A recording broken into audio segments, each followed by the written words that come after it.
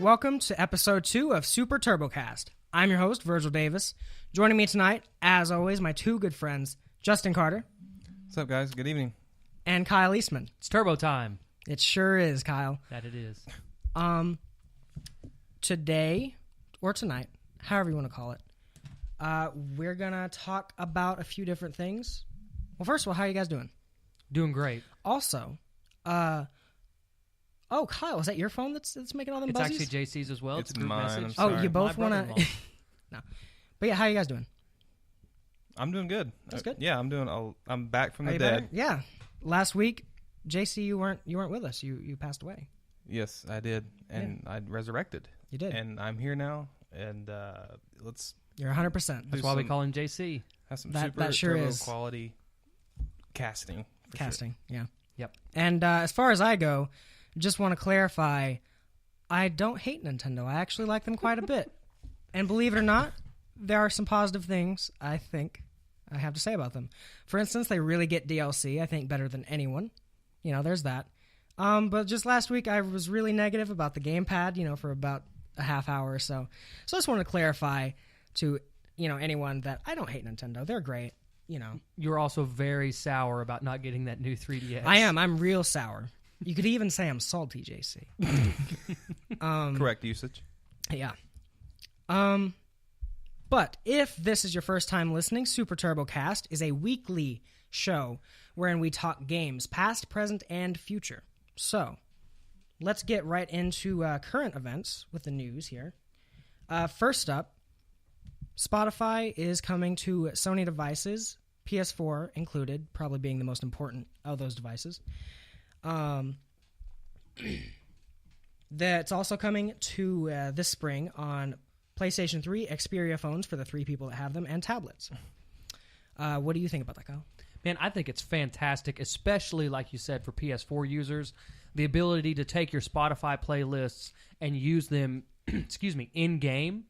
It keeps people, like, for instance, with you, you're having to have a USB device plugged into your PlayStation the whole time with your music on it to where, you mean to tell me that if you had your Spotify available, that just wouldn't be a thing anymore? You totally wouldn't have your USB drive in there anymore? Yeah. I think it's great. It's super convenient, for sure. And a huge thing for Sony. JC, excuse me. I know you don't really use Spotify, and Kyle here has only really heard of it. I just recently got into Spotify. I did a free trial, and I think I'm still in the free trial, but it was... I had always heard of Spotify, but then I used it, and I'm like, wow, this is like all music at my fingertips. Yeah, I've heard the name before, but I actually just I just found out what it actually was, like literally an hour ago. Right. It's cool. It's cool for people who are going to use it. It's just not something I do with my gaming console. Like I don't like running apps on my gaming console. I don't like putting mileage on it unless it's game time. That's just me. I'm weird like that. But now you can do it in the background, kind of like for me, I really enjoyed. I got a free trial to Music Unlimited. That great Sony service. Which is it being discontinued? Yes, this is replacing Music Unlimited. It will, yeah. The article reads, PlayStation Music, which is what this collaboration between Spotify and Sony is being called, will replace Music Unlimited, which is closing on March 29th in the 19 countries in which it exists. Most of these territories will be part of the 41 in which PlayStation Music will launch. So, and for everyone who does have a membership active on Music Unlimited, as of February 28th, they will receive free access to that service through March 29th. Right. And Music Unlimited is okay. I used it for a little bit. Yeah. But Spotify is going to be so much better. Yeah, well, I think Sony's definitely on the ball with rebranding everything PlayStation. Mm-hmm. PlayStation Now and everything like that. PlayStation is paying their bills for that entire company. It's absurd. And so just having, this is PlayStation Music. And they're doing the same thing with PlayStation Video. And they're not even doing anything different with that. They're just renaming it, which I think PlayStation Video, or I guess I should say Sony Movies or whatever they're calling it, it's much better than the Music Unlimited. The Music Unlimited thing has been a joke so far, and this is the perfect way. They didn't even have really great selection of music either. And we're to the point now. They had an okay selection, but... Yeah. And we're to the point now where we're to the point to where even MP3 files to a degree are to the point now that CDs were 5-8 years ago, where it's like, why do I even have this booklet? It's like, why do I even have this iTunes library full of MP3s or whatever? Because I've got Spotify, I've got Pandora Radio, I've got iTunes Radio. I can use all that stuff and get my music already there. So let me get this straight. Like, you open your Spotify app and you're listening to whatever artist you want to listen to while you're playing a game? Yeah. And the way it'll work, and I believe it'll work just like music does now, like if you do it through a USB stick. Basically, you'll run the app, and then you'll go back into your game, and then if you hold the PlayStation button, at the very bottom of all the options, you'll see the song that's playing, and then controls for it. So, for instance, like I was talking about with Music Unlimited, when I got a short trial to that, I played a ton of Second Son to a few different artists, and it was pretty cool. Like, that's one thing that the 360, I think, had on the PS3, the fact that you could play music while playing games. I always envied my friends for that, because I thought that was so cool. The PS3 had that later on in a later software. Well, in like 2 games, but you can't do it on across the board. Yeah, I think Super Stardust is the only game I've ever played that. Yeah, and the original Xbox did that too. Now it had to be supported by specific titles, but in the 360 they implemented it across the board, and like especially for games like Grand Theft Auto or fighting games, or like Devil May Cry or action games like that. Oh my gosh, awesome. I remember specifically playing Devil May Cry 4 on my friend's Xbox and listening to like some just awesome rock while playing that game, and it was just awesome. I was like, man, that's so cool. I really Linkin Biscuit and Devil May Cry. Linkin Biscuit, Disturbed. The game already has awesome it does already music. have an awesome soundtrack. I just don't. I mean, again, I'm just old hat with that. Maybe again, I'm not a heavy app user, right? So, yeah. Well, I'm not trying to listen to my own music when I'm playing a game like when Persona 5 launches. Oh God, no. I'm not trying to do. But on those games, like you said, with like just like mindless. Think about like Skyrim. Oh yeah. Like if they ever were to bring that up, like that'd be killer. Or if you get to the end game in whatever game it is you're playing, and you just want to grind for trophies. For or grinding, something, especially, yeah. Shadow of Mordor. I mean, that I've been doing that with like the USB stick a lot. Anyway, but next is Nintendo's 3DS sales dipped lower than expected in Q4 2014. The article reads that Nintendo has seen a 40% slide in global 3DS sales when compared to the fourth quarter of 2013.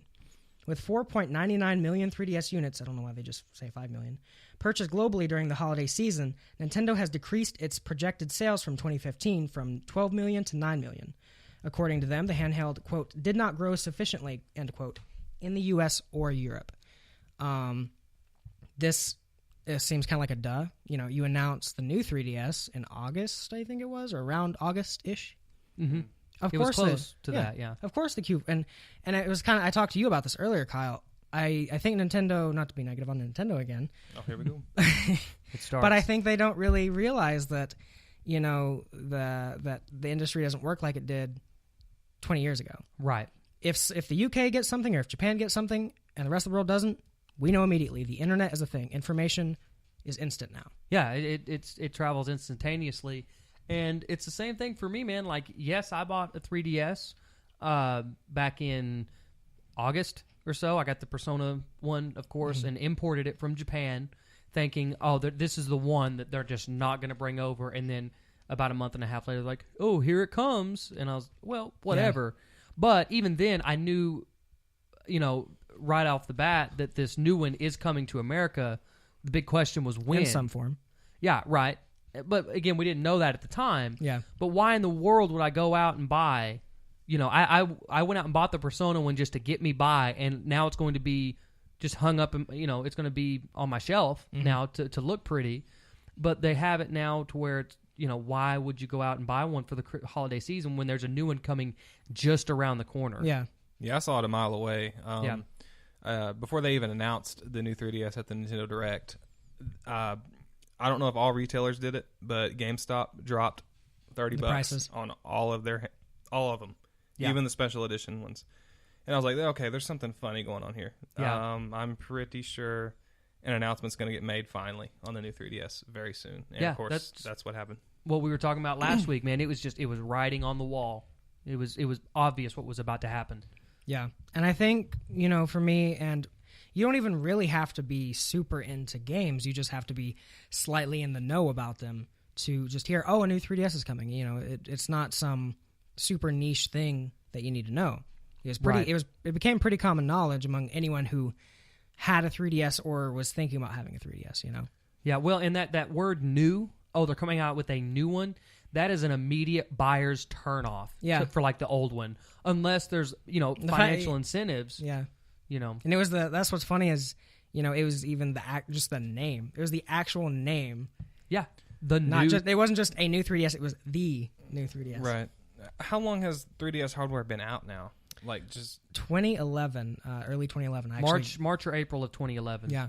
Okay. It was weird because I was opening up a copy of Ocarina of Time I had on 3DS, and I saw an ad for Skyward Sword saying coming soon, and I was like, holy shit, the 3DS has been out for a long time. Right. Yeah, I just don't see how Nintendo. Maybe the article is just written that way, but it almost seemed like they were surprised and disappointed that the sales dipped. I mean, I don't see how they could at all be surprised. Well, if you notice, though, the article does say, especially in Europe and America, neither one of those territories have the new 3DS. Isn't that correct? Because it's just in Japan and Australia at this point. No, Europe has it now. Do they have it now? Mm-hmm. When was this? They got it before. We're getting it last. Right. Well, we always do. I mean, right. They had it. I want to say in January, like earlier this month. Well, either way, it was after Q4. Right. Yeah. So that's again that's March 27th. By the way, 2011 was the launch date for 3DS for us. And they even they got a special Ambassadors edition. Yeah. Like, so, did you hear about this? This is kind of an aside. I saw it. The white one. Yep. Super rad. It was super rad. And it was it was the normal 3DS too. The one that we didn't get that you're that the rest of the sour world gets, about. but we don't. Yeah. Anyway, moving on. Witcher 3, 1080p on PS4, 900p on Xbox One. Shocker. CD Projekt Red confirms resolution and frame rate details for the console versions of upcoming open world RPG. This is sure to probably start some more console wars again, as it does. I think by now this is not really a shocker to anyone. The Xbox One is just, and this is not any kind of fanboyism here, it's just factually weaker than the PS4. They put a lot of their money and time into the Kinect, and that didn't pan out because no one wants a Kinect in their console. And so, hardware-wise, the PS4 is just more powerful. I think it's really sad that 1080p is like this new standard. Yeah, it's a milestone. Yeah, now almost. When that's nothing new. 1080p has been a thing for a long time, and I think these consoles might actually age a lot worse than a lot of other consoles. Well, with how fast resolutions and TVs and things are progressing. I feel like they're progressing at a much faster rate than any time before. Right. Well, if you remember though too, especially when 360 and PS3 first launched, 1080p was a thing. But if you remember, like virtually any game that ran on those consoles in 1080p ran like crap. So 720p was really kind of the sweet spot last generation. So making that jump from 720 to 1080p, I feel like is pretty substantial. And again, with how many textures are being loaded in, 4K TVs are here, and they're coming, and they're starting to get somewhat affordable. But I think you're right. I think especially towards the end of this generation, I think that the PS4 and Xbox One, the Xbox One especially, unless Microsoft changes something on it, will show its age, much like the 360 did, has for the past couple of years. That console is showing its age. I mean, the fact that it's 2015 and a brand new console cannot hit 1080p is kind of ridiculous. Bad. Yeah, and that game's coming out in May, so I mean, they have plenty of time. They've obviously done all they can to optimize it. Yeah. And like I said, this is nothing new. This is actually the first time I've heard about this in a while. There for a while it was just constant. This game in 1080p on PS4, yada yada on Xbox One. But that gets fueled in forums and comments with people who purchased a PlayStation 4 over an Xbox One, just fueling that fire of my console's better than yours because it runs slightly better. Yeah, I mean, excuse me. Is it really that huge of a difference, though? I mean, as long as the games run good, to me, it's not a big deal. As big a deal, right? The colors, I don't pay much attention to comparing either or console,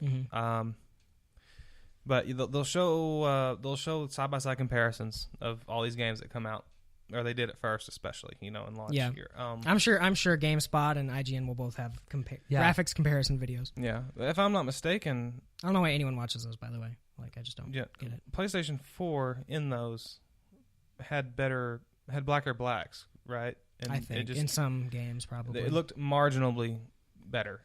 Yeah. If you're happy with your Xbox One, then that shouldn't matter. You're getting to play the same game. Yeah, and especially on if you have a small TV, it doesn't matter at all. In fact, 720p to 1080p is not a big jump unless you get over, I think, about a 40-inch TV. Yeah, that's when it makes. Otherwise, a big you can't even see the difference. And I think too, that whole thing wouldn't be near as big of an issue if those consoles weren't so similar. That it's just that's one more negative tick on the Xbox One. Yeah, if it'd be different if it was like the Xbox One was clearly the better console as a whole. It just didn't quite perform as well graphically, But either way, they've shown hardware in virtually every sense of the word. The Xbox One is weaker. Yeah, you look at you can't replace the hard drive. It's got a slower processor. Or they're like the same. There's more of it locked out to developers because of the Snap feature. I think it's the GPU. Yeah, and then you have GDR3 RAM instead of GDR5 RAM in the PS4. And then you look at the controller, and it's like they spent $3.5 million developing that controller, something like that. And they chose the one without a rechargeable battery. It's $60. I mean, dude, even bundled in, that controller is $75 if you want it to be rechargeable for vibrating triggers. Yay, vibrating triggers. So immersive. Yeah. See, I might be negative on Nintendo, but now we got something you can. Yeah, I can be a little negative. I'll be a little negative, Nancy. Negative on that. I'll Virgil on it for a little bit. Yeah. My thing with the resolution thing is if it's a good game, it doesn't really matter. But at the same time, it's 2015. These consoles have been out for almost 2 years now. No, a little over a year. They came out last November. Right. So it'll be 2 years this November. So they're pretty much brand new, and 14 months old. You can't hit 1080p. Yeah. What about these consoles are supposed to last? What about 10 years from now or 8 years from now or whatever? Yeah. When 1080p has not only been the standard for more than a decade, but is not the standard. It's Yeah. 4K, we're headed to that. And I think Sony has proven that their consoles can last 10 years. Yeah. And the PS2, you want to call back to that. The PS2 is a freak of nature in terms of sales and long last. I think they finally announced 2 years ago they sold the last PS2 in Japan. Something like that, yeah. It was something ridiculous. I was reading the news and was just like, this is insane. And but the PS3, it was so ahead of its time, hardware-wise, back when it launched, that, man, it still is, pretty relevant, technologically speaking, that I go back to the PS3 compared to my PS4, and it's not like, oh, God, this looks like... It's not like going back to a PS2 from a PS3. Right, it's definitely not. And, I mean, it is definitely not a big leap. This is the smallest leap in probably gaming history, but I have noticed a few... I go back to play my PS3 a little bit, and there are some games where I'm like, man... It is mostly just the 720p thing. I see a bunch of jaggies that's just kind of gross looking. But they're definitely still playable. My main issue with the Xbox not being able to hit that 1080p is the lasting power of it. Yeah. That's... how long is this investment going to last me if I get one? And it's just... You're clearly getting a weaker of the two, technically speaking. Yeah. But I think what JC said does have some, Right. You just wait for the slim model. Everything will be right then. It has, as long as the games are good, resolution shouldn't matter too much. I think it's more of the investment thing. That's what bothers me about it. Yeah. But moving on, this I'm super, super excited about.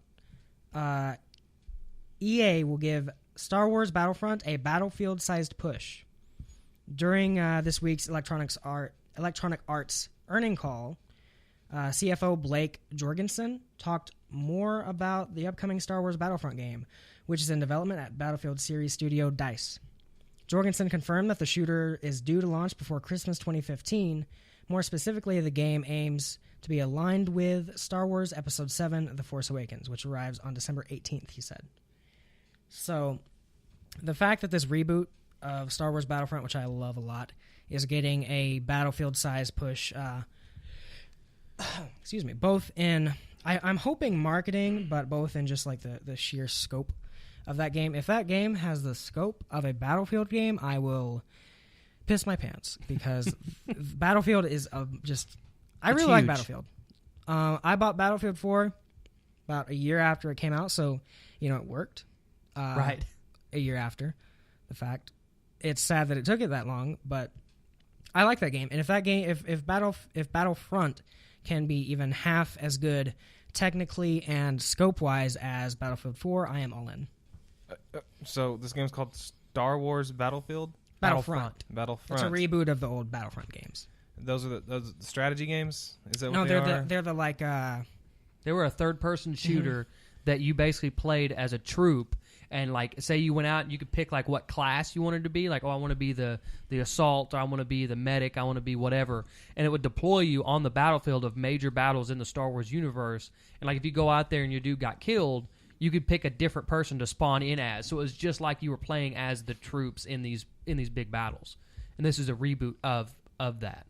It looks great. I mean, they've showed a little. Basically, they haven't even showed anything of like the actual game. They just basically have shown some. I know the other day they showed some concept art, and man, it looked great. And then they showed like here a while back when they announced it, they showed them like working on it. Yeah, man, I know they showed some kind of like tech demo thing too. Yeah. Of like him on the rider in the forest or whatever. Yeah, I'm ready. I am so ready for that game. Yeah, it's time. It's time to have a good Star Wars game. Yeah. What's the last good outside of the Force Unleashed one was playable. It was okay. The Lego games, but those don't even. Yeah, really. But they're Lego games. I mean, they're going to be great regardless. Pod you could Racer. give me Episode 1 Racer was the arcade version of that is fantastic. It's really good. But I mean, what's the last good Star Wars game? Probably pod racing on N64. Probably Battlefront 2. What about KOTOR? Did people like KOTOR a lot? KOTOR was great, Yeah. but again, Battlefront 2 is the newest one that was worth a damn. Yeah. KOTOR 1 and 2 were both great. Great. We got the Old Republic MMO. I haven't touched it. I've heard some people say they like it, but then again, they were mixed about that. It's an MMO. When it went free to play, there were some weird things like the ability to run was not free. That was something you had to pay for. Oh, weird. Ooh, it's like Freedom Wars. No. Excuse me. I think it was like actually like abilities on your hot bar or whatever, like spaces on there. You couldn't get hotkeys? You had to buy some spaces or something. It was something that they is just hot garbage. they really handled it very poorly. You had to pay apparently. for the Force. You did have to pay for the Force. But I do think too, especially I don't know, as far as the financial side of it involved, but EA being the exclusive developer for Star Wars games, and this is kind of their debut. It's like, hey, look, here's what we're going to do with your Star Wars games from here on, and it's not George Lucas coming in looking over their shoulders anymore. It's Disney. Yeah. And it's like, look, you guys, why do you think that they've pulled the game making deal with Marvel from Activision? I'm sorry, those games were trash outside of the Wolverine one, because they actually made it mature and did it what they were supposed to do. Even though the story was crap, the game mechanics and the way it was presented was great. So I think the EA is like, we've got to do this and we've got to do it right. Yeah. They've got the right bone structure. Make Jar Jar's Adventure. Oh God. Make 2D platformer. Yeah, please make it happen. I think that that this is just perfect. I think it's a good relationship, I think. Yeah, I think that developer-wise, DICE is I can't think of anyone else I would want to make a large-scoped, Star Wars Battlefront game. I can't even. Yeah, I think they can handle it. EA has in the past been under some scrutiny, for sure. Yeah, they suck as a long publisher. as it works and is good, then I'm on board. And I think by that time too, I think they'll have enough under their belt with this generation of hardware to where, this winter was tough. Fall and winter was really tough with broken games. Mm-hmm. But I think we'll see that less and less as things go on. People are starting to learn their lesson. I hope so. I really do. Announced last week at the first ever PAX South was Borderlands: The Handsome Collection. Yeah, boy. This hits PS4 and Xbox One, and is it coming to PC? I don't know, actually. I assume it is, even though it doesn't make much sense to put these quote-unquote remasters on PC because you can already Right, I would assume probably not, if I had to guess. Well, I mean, they usually put Tomb Raider Remastered or Definitive Edition came to PC. Really? Even though it didn't need to. Anyway, this hits Xbox One, PS4, and maybe PC on March 24th. This includes quote-unquote remastered versions of Borderlands 2 and Borderlands the pre-sequel for $59.99. I think this is cool. I played a little bit of 2. I liked it a lot. Played a little bit of 1, liked it a lot. I didn't buy the pre-sequel because who on earth would buy that on old gen when it's so clear that it was going to come to PS4 and Xbox One. There's no way they wouldn't release it on the new gen consoles. I mean, yeah, it does come out with all the DLC and stuff, but and you know, pre-sequel is kind of new, but $60 seems just a little much for me. I think it's 40. It's 60. No, Is it it's 60? 60. Is it a full 60? Well, Yeah. Here's the thing about that. You do get a ton of stuff, though. Yeah, you get a lot of stuff. I haven't looked into the details on it. I'm not sure if you get the little mini seasonal DLCs for Borderlands 2. You get all the DLC You get for 2. everything And that's been released for 2. That value plus a new game that none of us have ever played Yeah. with the pre-sequel. I mean, And you get the initial season pass with the pre-sequel. Oh, really? Yeah, so it's DLC that's coming out, like still Hammerlock's coming out. sister or whatever. There's just something with me about like re-releases on these new consoles and $60. Just something about it bothered me. Yeah, I can't really. I think in this case it's not so bad because you are getting 2 games. Yeah. And yes, Borderlands 2 came out in 2012. Probably. That sounds Yeah, good. it was totally 2012, September of 2012. And you know, yeah, it's a little bit older game, but man, I would pay $60 to go back through Borderlands 2 and to get to play the pre-sequel. Yeah. And I did double check; it's not coming out for PC. It's not. But a couple things that is pretty neat. They did say, depending on how this sells, they might do a remaster of Borderlands 1 Yeah. with 2's engine, which I think would be great. And the other thing, I did not know this up until just now, you are going to be able to transfer your save data from PS3 and Vita, if you played 2, and 360 versions. So you can actually bring up your characters and keep on honking. Yeah. And the other thing, another new feature of this that I actually really liked, 4-player split-screen co-op. Yeah, that was another thing. Local? Local. Yep. 4-player. So that is cool, and I was actually going to get to those details. Oh, I'm sorry. No, you're fine. I stepped on your toes. My toes. Yeah, I mean, when you both kind of put it out that way, I guess $60 isn't too bad. It's I mean, really not. for me, I'm just not huge into Borderlands. I think that's the biggest part. See, I am. I love enjoyed it, but I didn't love it. When I played it, I played the hell out of it, and I got addicted to it for a short little bit.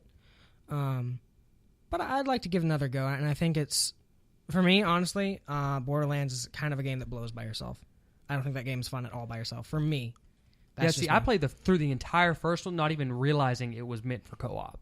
And so when the second one came about, I played through partially by myself, partially with friends. Dude, we were so hyped. Yeah. When Borderlands 2 got announced, we were building skill trees on Gearbox website. Yeah. Like, Oh, yeah. Oh, really? See, and it sucks too, because man. Yes. Well, it doesn't suck because this was one of the best things that's ever happened to me. But I got it in September, and then Kelsey and I got together like 3 weeks later. Man. And don't get me wrong, it's like I Girlfriends, still had relationships. plenty of time, to play it, but it was just like Through that honeymoon phase. right. So then I finally it was a while before I got back into Borderlands 2. So again, I'm ready to start fresh with that game, and that 60 frames per second, 1080p, especially the 60 frames per second, that game is going to be buttery smooth. And that's another thing. I played Borderlands 1 a ton on PC, so it's like that hasn't been a new thing for me for a while. Well, That's just the PC snob coming out of me, though. Right. To be completely honest. You snob. Borderlands is of last gen probably my favorite new The IP. first one? Or Just the franchise in gotcha. general. Borderlands is probably my favorite franchise, new IP of last gen. The first one, when I started playing it, I actually worked at a Blockbuster back then. Mm-hmm. So I had a buddy that worked An up ancient there. relic. Yes. Rest in peace. Jinx. Had a buddy up there that recommended it to me. I was like, oh, okay. He's like, it's a first-person shooter. I'm not a fan of first-person shooters. So I was like, I don't know. Well, I get it to rent it for free, so why the hell not? Right. Take it home, and I'm playing it, and I'm just sitting there in my chair, just enjoying this game, at how amazed I am, how fun it is. for a first-person shooter. For me, it's weird. I take a moment to look outside and the sun's coming up. I had played it all night long.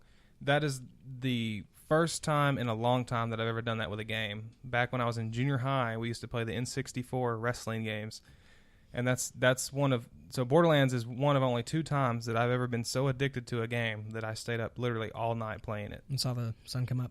Yeah, it was weird and depressing. I was like, oh my gosh, like I have to go to work. Those are the best. I can't...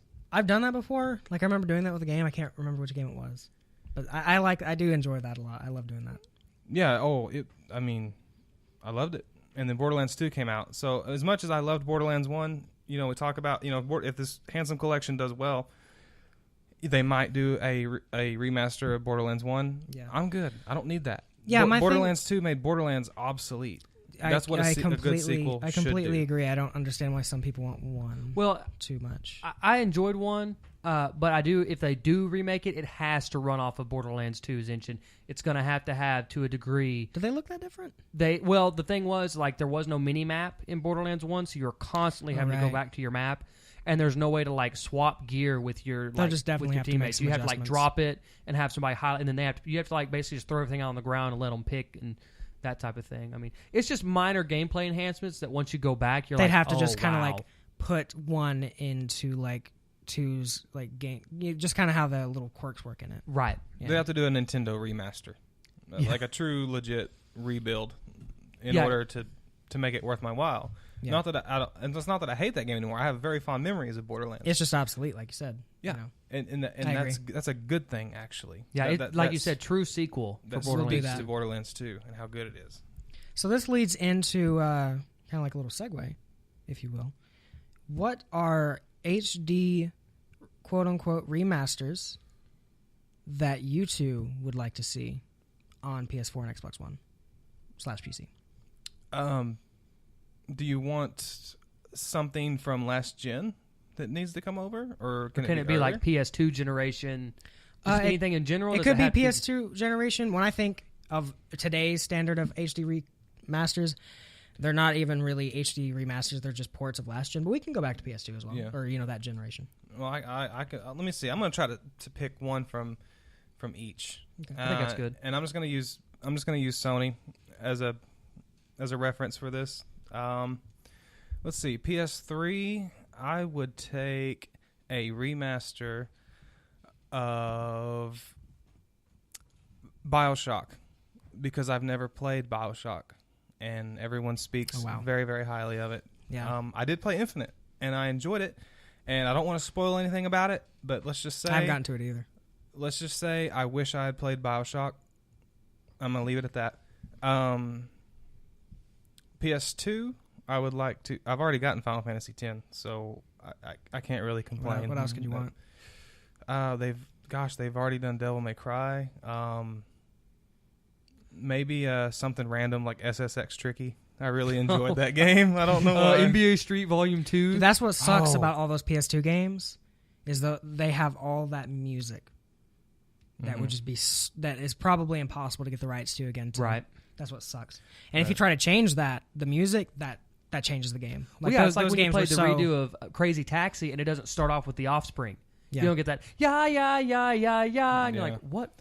Yeah. This isn't the same game. Yeah, or a Tony Hawk game. Tony Hawk's Pro Skater 2. Yeah, Tony Hawk's Pro Skater. It's that same example. That's actually what I would not pick from PS1, though, or PS1 and N64 or whatever else it came out on. But I would probably take specifically the Soul Reaver series of Legacy of Kain. I would like to see a new one of those. Yeah, that'd be a nice series to see. Make a comeback. Well, we're talking about remasters, actually. Yeah, I would totally take a remaster of Soul Reaver. If they did that, and that company has been doing great with the new Tomb Raider and everything. That maybe they are looking into what other properties can we do, and bring back, and maybe if they did put out an HD, that would just pay. Hey, if this sells, we'll do another one. Yeah. So I could see that for sure. And that's actually one of mine. I could honestly name 5 or 6. I want everything from last gen to come to this gen because it doesn't even matter. Just upscale it to 1080p, put 60 frames on it, and it's a better experience. Yeah. Like BioShock, that's a great example. There are a ton of people who haven't played the first BioShock or even BioShock Infinite. Slap those two on a disc at 1080p and 60 frames, and I'll buy it. You know? Man, especially for PS3 users, it's like, man, for the deal if you buy BioShock Infinite, you get a free copy on the disc of BioShock 1. Yeah. That's one of the best deals in game. And like, I think we sell it for like $10. It's like, dude, $5 a game, you're getting an absolute steal. Yeah. Like, two great games. Another one, this is actually my most requested one, like the one that, and I'm actually happy because I think it's going to happen, is a Mass Effect collection on PS4. Oh my gosh. Yes. Never even really, I played Mass Effect 1 on PC. Honestly, I gave it a good try. I played a decent amount, and that game just controlled like ass on PC, and you couldn't use a controller.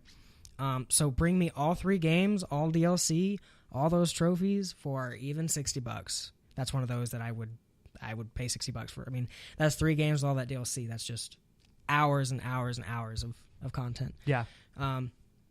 Let's see. On mine, man, it's hard to say because I loved the PS3 generation so much. But I think as far as like what games I would like to see on PS4 that I think would actually like benefit from the hardware, JC kind of took mine with BioShock, and you took the other one with Mass Effect, because, again, those are 2 of my favorite game series. Mm-hmm. But I would almost be completely fine with them giving us an HD remake of the HD remakes of Kingdom Hearts. Like, that would be awesome. I think that's bound to happen. Yeah, I think it's, especially with Square, it's like, man, get the money while you can. Oh, yeah. I mean, they're bringing 10 and 10 2 to PS4. Right? Just take that exact same thing and put it where I can put it, play it on the PS4 with that snappy interface. Yeah. And I'm done. But man, I would almost have to say the Resistance series. I would love to see Resistance 1, 2, and 3 remade, especially Resistance 1, if you could remake that with modern controls. That game is so incredibly good, and people just miss it because, A, it's extremely difficult, and B, it's like Halo 1 controls. It's probably a bit dated by now. It is. It shows it's a launch title, right? It was a launch title, but man, graphically, that game still holds up. Still looks pretty good. Fairly decently. That's actually another one I was trying to think, because they're... Yeah. I said there were 5 or 6, and I just kind of blanked, but Resistance is another one. Yeah. Uncharted is another one for me. Yeah, Uncharted. And I feel like out of the ones we've named, that's absolutely coming. I can't wait, because I've been wanting to go through those games again. And I've stopped myself multiple times because it's like, I know that's coming to PS4. Well, do you think they would do that in time for Uncharted 4? That's the thing. I don't know. I feel like they could easily just announce it and be like, it's coming in 2 or 3 months. I think they could totally do one of those. Well, Naughty Dog knows that PS4 hardware now, thanks to The Last of Us. And see, I think that's something that they would outsource to another developer. Well, they have 2 different teams now, too, working on stuff. So, but, I mean, you got to think that one's working on Uncharted, maybe one's working on... something on the next Last of Us. The Last of Us is clearly a series now. Like, that's... It has to be. Yeah.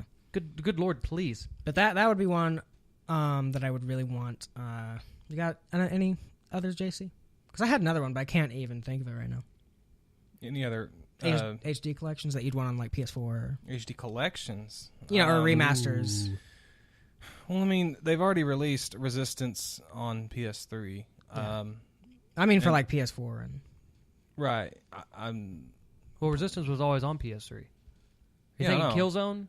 They released the Resistance collection for PS3. Oh, I just don't know if they would do it again. I mean... Insomniac's been weird here lately, too. You know, especially towards that franchise. Because I remember when they made Resistance 3 and they're like, we're done with Resistance. Yeah. It's like, man, that sucks. Especially after Resistance 3. Yeah. I think that was one of, if not the best first-person shooter of last gen. Yeah. Well, I'm going to get off of PlayStation and switch over, and I would like to see a Gears of War collection. Yes. Yeah. That's actually the reason I haven't played that series. I'm a huge fan of Uncharted. When I first played it, it reminded me of Gears mixed with Tomb Raider. And I played the hell out of Gears of War. I played all 3 of them, actually, with my wife. It's one of the only times we've ever played co-op together. Because I've heard those are great for couch co-op play. Oh, they are. They so are. And I might be wrong, but I'm pretty sure Gears is the one that introduced the like wave mode, horde mode. Yeah, Gears Gears of War 2 did totally. Yes, and that is so much fun to play local. I mean, that's one thing I can say. We talked a lot highly about PS3 and PS4. The 360 did so well and the original Xbox, they did so well with holding on to a very high-tech piece of technology, but also being a couch-friendly co-op piece of hardware. I feel like hopefully they continue to do that. That might be their X factor, being able to integrate that, integrate and be in the middle between Sony and Nintendo on all this, because Nintendo is definitely the king of couch co-op at this point. The Wii U you cannot beat when you have friends over. And Sony is super. And Sony is they're so good at single player experiences and online. I'm not saying Xbox isn't. Xbox pioneered online play, but they also had really seems to be like great, Sony's focus with with the PS4. The original Xbox, I'm a huge fan of. It was such a old school type system, and they introduced Xbox Live. They pioneered all of this. So Gears of War. That's what I would really like to see. I think this is another one that I'd love, and it kind of going on the Xbox route. I think the Halo Master Chief Collection is one of the most ingenious ideas I've ever seen. Oh yeah. Give me Call of Duty done like Halo Master Chief Collection. Call of Duty 4 through... Dude, you would have to do a Modern Warfare collection, and then they could even World at War, separate Black like Ops, that. and Black Ops 2. Do a Treyarch and Infinity Ward collection? Dude, and do you could do them separately at $20 or $30 a piece. Dude, you could release Black Ops 2 for the Xbox One and PS4 for $60, and people would buy it. Nuts. Did you hear that, Bobby? Make it happen. Make it happen. Yeah, dude. Especially, if you gave me Black Ops World at War and Black Ops 2 for $60 with every map pack, I'd buy it. I'd buy it day one. Yeah. If not only for the zombie mode. Zombies. That's another thing that I think they should eventually do. Zombie. Is I still think they need to make zombies a standalone game. I feel like that's something that they've got to have. Call of Duty Zombies. That's it. Yeah, exactly. It would sell it for $30. They could even be cheap about it if they wanted to. Start it off with 4 new maps, and then the rest DLC were the old maps, and then DLC from then on out. Yeah, do it like Forza 5. People would buy that. Yeah. I feel like there was another one that I really wanted, and I just can't think of it. While we're on the subject of remakes, a remake I would love to see would be Persona 3 Portable into like they did Persona 4 Golden. I would love that, because P3P, as great as it is, has not aged well in a few different ways. No, it hasn't, and it's sad. What's crazy is Persona 4 Golden almost ended up on the PSP as well. Yeah, Atlas does not mind making those games on outdated hardware. Persona 4 came out in late 2008 for the PS2. Yeah, like November of 2008, like almost 2009. The PS2 is extraordinary in the fact of how well it was supported after the PS3 came out. I was really hoping that the PS3 would be supported equally as well. And it's being supported, don't get me wrong. It's already going downhill, though. Mm-hmm. It's definitely not getting the kind of support PS2 is. And I think that's because, as great as the PS3 is, and as well as it did sell, it's nowhere near just that level of PS2 to where everyone bought. There's half as many of those out there. They've only sold 72 million units worldwide, and the PS2 sold 125. Something like Plus, that. the PS3 it's difficult to develop for. Mm-hmm. Even now that people know it forwards and backwards, it's what would you rather do? It's still inherently harder. And the flip side of that too is that this next generation has sold way better than anybody could have possibly thought. So again, like we were talking about last week, why would I not go ahead and develop for the better system, make it look, play, and feel better, and put it in fresh new hands on this new console? That there's already almost 20 million of them out there. Almost a third of the amount of PS3s that are out there in 14, 15 months. Yeah. That's absurd. Well, you run into, I think, where people, they run out and trade in their old system, and then they buy the new system of their choice, and then people complain about things like, why can't I backwards compatibility? For some reason it's still an issue when new hardware gets released. It's hold on to your old system. I think they've also realized that there's a market there. Yeah. That they can make money off of in multiple ways. Yeah. Yeah, move some of that old hardware, Why would they just make the new console be able to play it when they can sell them to you again? Yeah. And we just said 5 or 6 different ones that we would buy again. Yeah. So clearly they're right. But I agree. I don't think people do make a big fuss out of backwards compatibility, and I agree. I don't think it's that big. I think it's almost a non-issue. You know, I feel like my PS3 is for my PS3 games, my PS4 is for my PS4 games, and I'm fine with that, especially because of the price point. Now, if the PS4 came out and it was $500-$600, yeah, I'd be a little upset. It's like, look, guys, I need this thing to be able to play my PS3 games. And moving on to pretty late, but better late than never, Game of the Year for 2014. We will start with JC. Well, I'm probably going to have to give that prestigious honor to Last of Us Remastered. And yes, it was a PS3 game released in 2013, and it is essentially the same game, but I don't give a shit. Simple That's as 60 that. frames, though. That, and you get the DLC. Yeah. I mean, and like 4 times the textures. Yeah, I bought damn near every Left Behind DLC was for that game. Incredible. Naughty Dog. Yeah. Amazing. I think it's a I could valid. I gush think it's a about- very valid. No, yeah, game of the completely. year for sure. I guess about Left Behind for like 20 minutes straight. That I think that's one of the best DLCs of all time.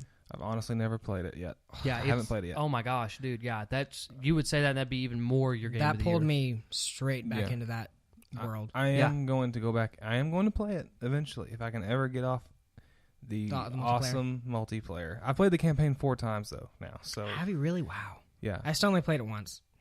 Oh my gosh. I One and a want to go half back for through it. me.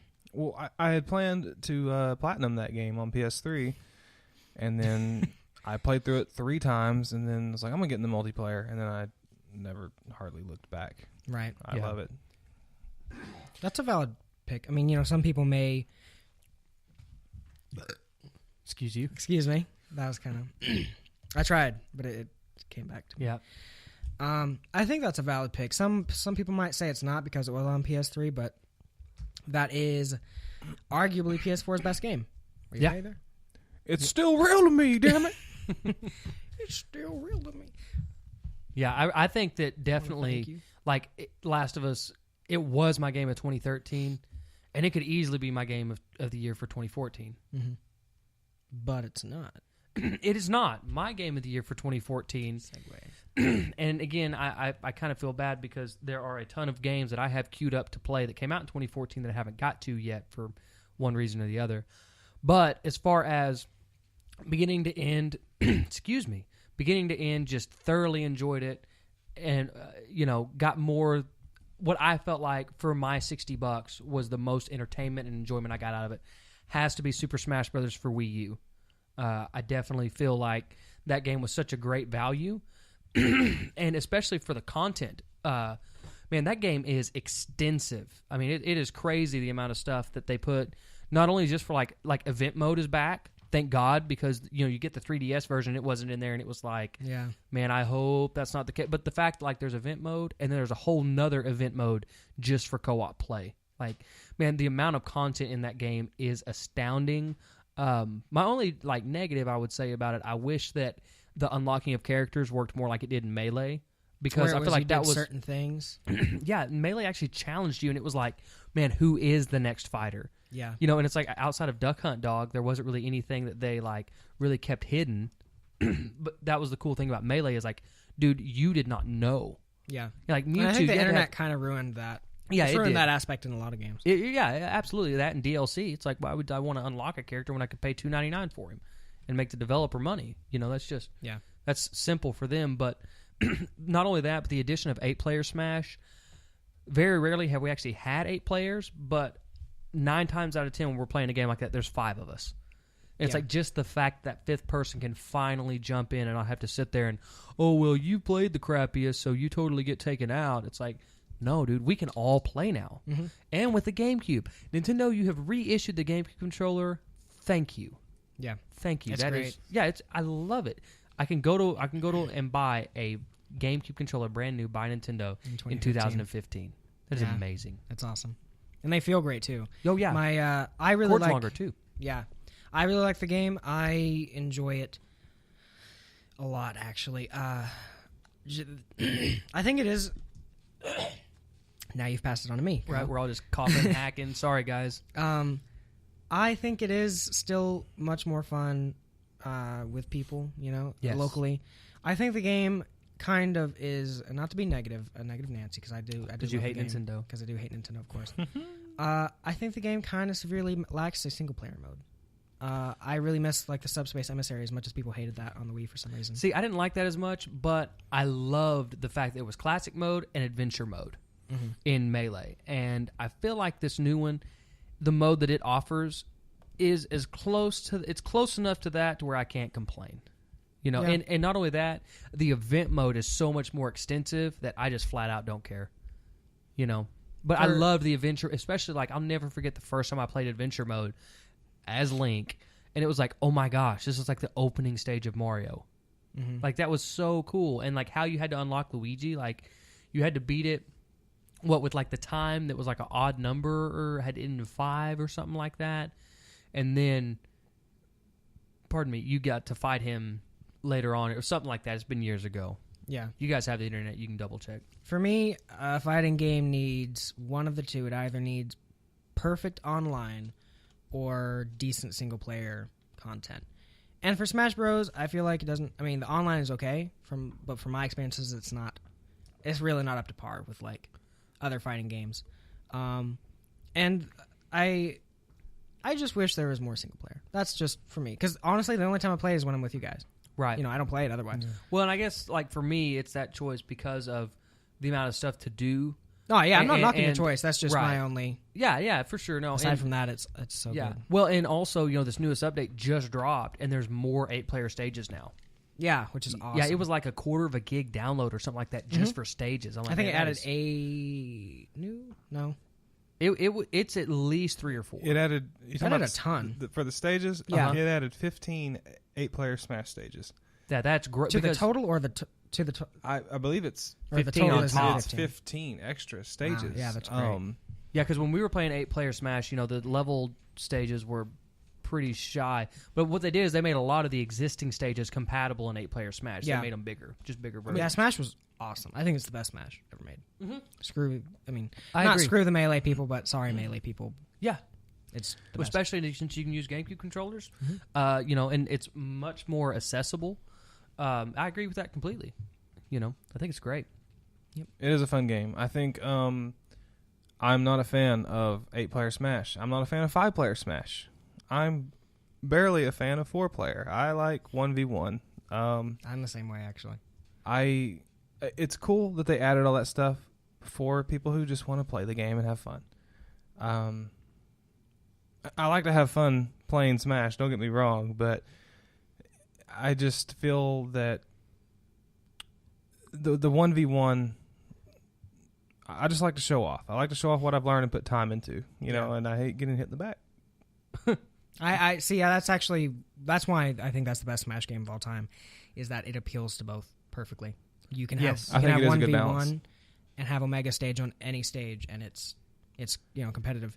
And if you want to screw around and it'd be quote unquote fun, you know, throw 3 more players in there, take off Omega, and add items. Yeah, you have those options. Great. The options are something that Smash is very, very good at. It does very well. Yeah, I actually prefer, for some reason, I prefer the 3DS version.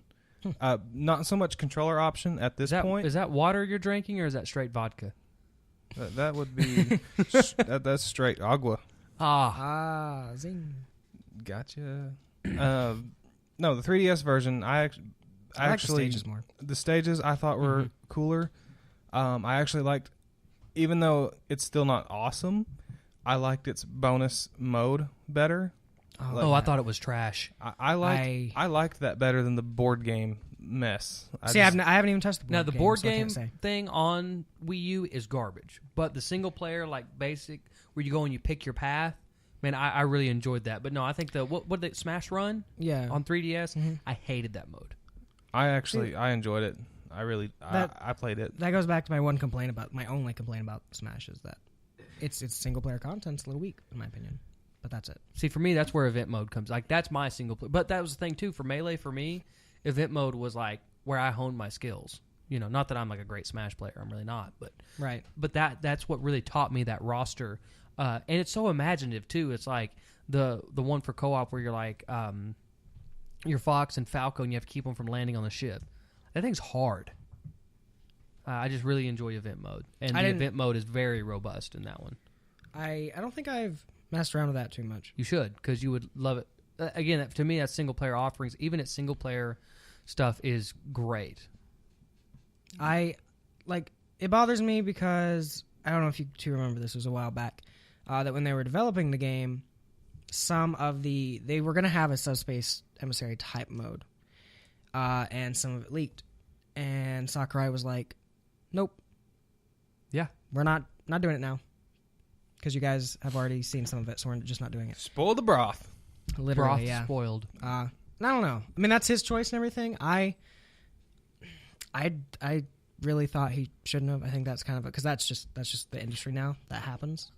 Yeah, and I think to completely rob, Yeah, it's hurting the fans more, but I do think that the game would have benefited even more so from having a mode like that. But I think the lack of it, just because, I liked it okay in Brawl, but then again, that thing was way too long. The cutscenes were amazing.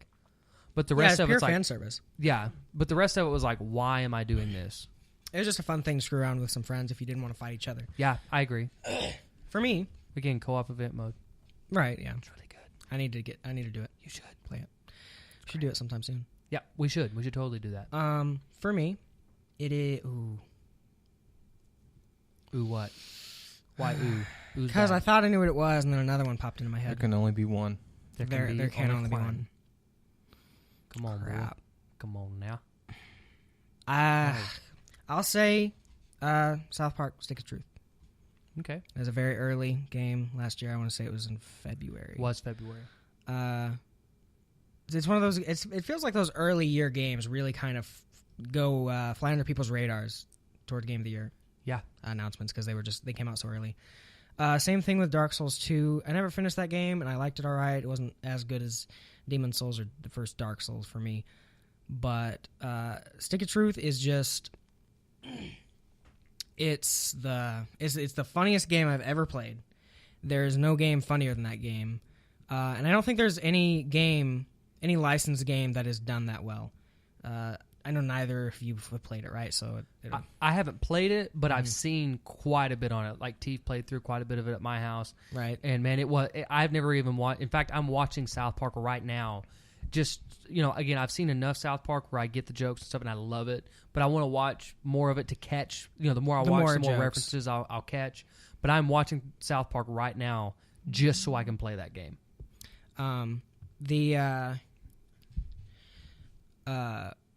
With my favorite, one of my favorite things about the game, excuse me. You mean clear throat for you? Yeah, please. That game just looks like one long South Park game. Yeah, as far as like a whole season. Yeah, as far as going for what it's trying to look like, I don't think any game hits that mark quite as well as that game. Some people complain it was a little short. God, it's 12 hours. I don't think that's too short.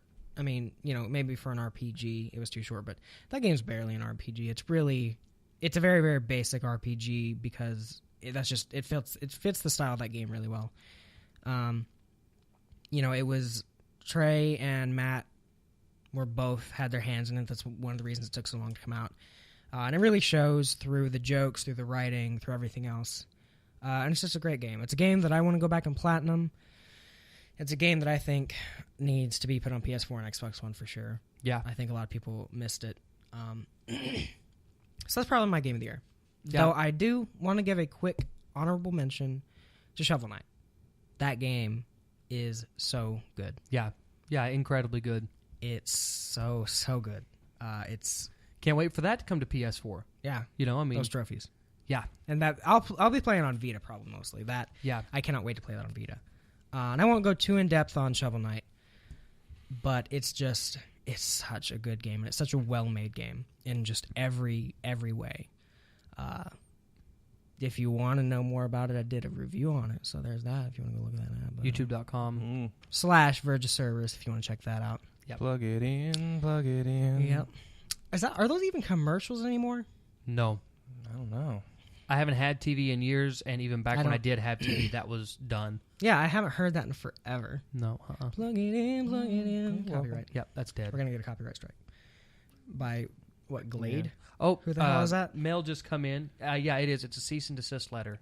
Yeah. Well, you're a cheater. You picked. You just had the name drop another game. Oh, hey, do you guys have honorable mentions? That's perfectly fine. Not gonna do it. Okay, not gonna do it. There can be only the broth's already been spoiled. Go to hell. I will say about South Park, even though I haven't played it, just real fast. I watched a friend play it for literally about 15 minutes, and the segment that I saw, I laughed. I've never laughed that hard at a video game ever. If I may ask, what'd you see? I saw. If that's cool with you. Totally cool. I'll just say the character I saw, Jimmy. Jimmy? Yep. And that's it. I don't want to spoil anything about it. Of course, I don't know the game because I haven't played it, but right. I'm just right. Anyway, that game is so genius. If it's the part I'm thinking of, maybe it was like a cutscene. I think. Yeah, he's got it. I couldn't quit laughing. Yeah. So I mean, okay, quick spoilers for Stick of Truth for a scene of that. Oh, so you haven't seen it? I haven't seen it yet, and I want to play it. Okay. Please don't. Never mind. Sorry. No, it's fine. I'm the same way. Yeah. So yeah, we've got Smash Bros, Last of Us Remastered, Stick of Truth, South Park, and honorable mention to Shovel Knight. And those are 4 of the best games of 2014, for sure. Smash Wii U? Yes, Wii U. Yeah, not the 3DS version. Wii U. Not that hot garbage. Just because of sheer content. There's just not enough content in 3DS. No, I like the 3DS version. I will actually. I just may hit Smash really hard when the new hardware comes out. Because that's the only thing that held to me. That's the only thing that held the 3DS version back was Smash Attacks. Oh, well, you played it on a 2DS as well. I did play it on 2DS. You played it on a grilled cheese with a Circle Pad Pro. I mean, yeah, that's true. It still felt good. I didn't have a problem with visibility, even on the 2DS. On that tiny screen, too. I feel like I need the lock-in surround sound door flip magnifying glass thing, like was on the Game Boy. Yeah, you know what I'm talking about. Yeah. I feel like that 2DS needs that to play Smash Brothers. Yeah, the biggest features to the Wii U version are the 8-player Smash, which I'm not a fan of, and the different bonus mode, if you will. Which I liked the 3DS version better. There's also event mode, though, which is insanely extensive. Yeah, event mode is not in the 3DS. It's not in 3DS, is it? Not at all. I know what event mode is. It's like the challenge mode, basically. Yeah, it sets up like a scenario, and it's like, do this thing. Beat Bowser as Mario in less than 30 seconds before he calls in reinforcements or whatever. It's so good.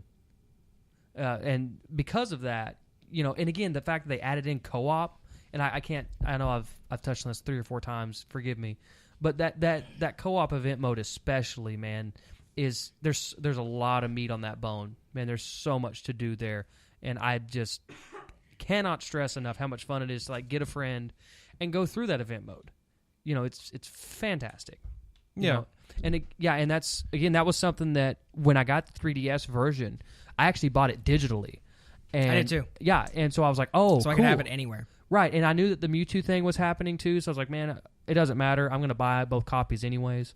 Yeah. But I searched and searched and searched, and I was like, man, if I could just play event mode. And to me, that's where that series is so much fun, because it forces you to play as different characters and to learn them. It's challenging. I've never played event mode because I never played Melee much. And was it in Wii? It was in Brawl. I'm pretty sure it wasn't as extensive, dude. If you can beat, I didn't go around. If you can beat all 50 events in Melee, I applaud you. Oh my god, no, I do remember that. Yeah, it was super hard. It got super hard at a point, right? Yeah, the first 20 weren't bad, but after that, dude, that game skyrocketed. Well, anyway, 2014's over. 2014 is dead in the ground. Rearview mirror. Rip in peace. Rip in peace. It's now 2015. There are new games coming out. There are a lot of new games coming out. A lot of games that were supposed to come out in 2014 are actually coming out this year. What are some of your most looked forward to games? Man, for me, I've actually got 3, and I'm gonna spit them out in the order that I'm excited. Spit them. But spit that sick Uncharted 4, which that's the one that I'm least pumped about for the sheer fact that it's Naughty Dog, and I just know it's going to be amazing.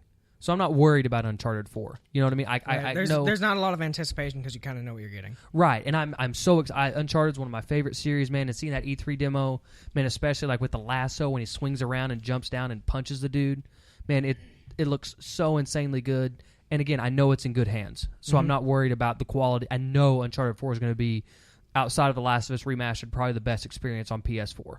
Yeah. As at that point. My number 2, Batman Arkham Knight. I love the Arkham series. Arkham City is one of the few games I actually went through and did pretty much everything that you could possibly do. I put absurd hours into Arkham City. Dude, you were missing out on a treat. And I just finished Asylum like a few months ago, and I plan on getting to City. City is so good. And you talk about Left Behind being great DLC. Harley Quinn's Revenge is exactly what DLC should be. It's so good. Yeah, and Arkham City it's like the Borderlands thing we touched on earlier. Arkham City completely makes Arkham Asylum obsolete. Yeah. As amazing as Asylum is, City is just that much more grandiose. It's that good. And some people seem to, from what I've heard, and honestly, Asylum got to be a little much for me. It got to where, I played it a lot, and then I just didn't want to finish it. I was like, I played enough. I liked it, but I've heard a lot of people or some people even prefer Asylum over City because they like that Metroidvania type thing with it. It's a lot more contained. Some people like the backtracking and the going back to find hidden things and. Right. There's a little bit of that in City, though, as well. But that's the thing I like about City, though. It's so much more broader that you see all these different environments, these different parts of Gotham. And that was a game that I should have mentioned earlier. I would love to see that done in HD for PS4. Like an Arkham Collection. Arkham Collection, yeah. I would love to see Arkham that. Trilogy. But Arkham Knight, don't get me wrong, like the Batmobile thing kind of scares me. I'm like, man, I hope that's not just a gimmick. But it is Rocksteady doing it this time. Mm-hmm. So I know it's in good hands. It looks so like, dude, the trailer they showed where he was like adjusting his armor. It looks and stuff, incredible. It really does. Dude, I think that's going to be the first game that I play that's like, man, this is next gen. I mean, Infamous Second Son did that for me a little bit, especially like once you hit the neon powers, you're just like, man, spoiler alert. I'm like, man, that looks so incredibly good, but Infamous Second Son did it for me in every department except for story, And I do feel like that was the one part that kind of got rushed on it. And once you beat it, good and bad, there's a lot more to that to come to, or to appreciate. But Arkham Knight, and to bring this again, I'm sorry, I've deviated way too long on this. But number one pick, and I can't stress this enough, and everybody I talk to, I say this. Real quick, JC, what could his number one pick be? I can't even imagine. I'm going to say it's going to be a JRPG. Don't see those two often. It's actually the tie-in game for the new Pee Wee Herman movie coming out. Oh, yeah? Pee Wee Funhouse HD. 60 frames per second, 1080p. Yeah, you get to use the talking chair. You can go to the theater. It's great. I don't remember their names. And jack off. It's going to... Whoa! Whoa now. Sorry, kids. No, it's Persona 5, man. And I'm so terrified that both Uncharted 4 and Persona 5 aren't going to make it this year. Fingers crossed, but Persona 5 especially, that's... Well, but here's the thing. Persona 5, that team has not touched anything since Catherine in 2011. Surely to God, that game. And yeah, they've consulted on some stuff. I know they took back over the reins on the Dancing All Night game that's coming out for the Vita and now PS3 too, which is cool. That music in that series is too good to not have a rhythm game too. Sounds like a lot of fun. Yeah, it's going to be a blasty blast. Blasty blast. Yeah, that's a thing now. It's gonna be a Baja Blast. Yeah, it's gonna be yeah. Mountain. Sponsor. Yeah, sponsor us, please. But the fact that again, Atlas here lately, especially since Sega bought them out, it's been ad blitzes. Like, every game coming up, you get on their YouTube channel and they're showing you everything. Like Persona Q, I knew everything about Persona Q before it came out, which I do like. I kind of had a heads up, which Atlas games are kind of niche, and it is nice to kind of have a heads up on where they're going with it.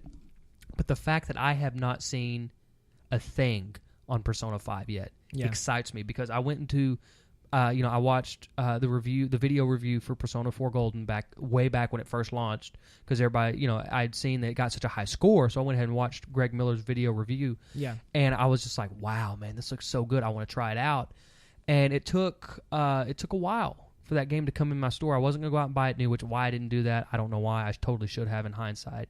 But it finally came to the store, and I took it home that night, and I plugged it in. And from the moment that intro video came up, I got cold chills, and I was hooked on that game, man. And like that's one of those few games that's done that for me.